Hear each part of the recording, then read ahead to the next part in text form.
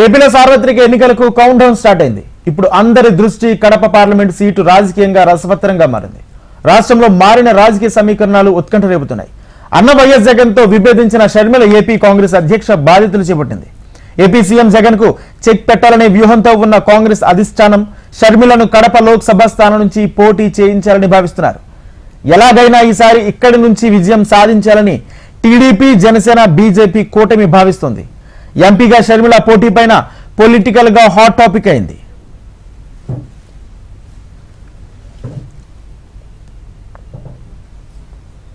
Kadapa parliament నియోజకవర్గం రాజకీయంగా ఆసక్తి కలిగిస్తుంది. కడప జిల్లా వైఎస్ ఫ్యామిలీకి మొదటి నుంచి కంచుకోటగా ఉంది.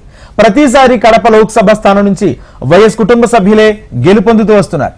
ఇప్పటి వరకు కడప పార్లమెంట్ స్థానానికి 18 సార్లు ఎన్నికలు జరగ్గా 10 సార్లు వైఎస్ కుటుంబీకులే విజయం సాధించారు. వైఎస్ రాజశేఖర రెడ్డి 4 సార్లు, వైఎస్ వివేకానంద రెడ్డి 2 సార్లు, వైఎస్ జగన్ 2 సార్లు, వైఎస్ అవినాష్ రెడ్డి 2 సార్లు గెలుపొందారు.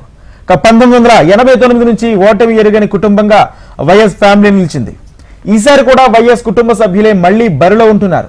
దీంతో కడప పార్లమెంట్ స్థానం ఎంతో కీలకంగా మారింది.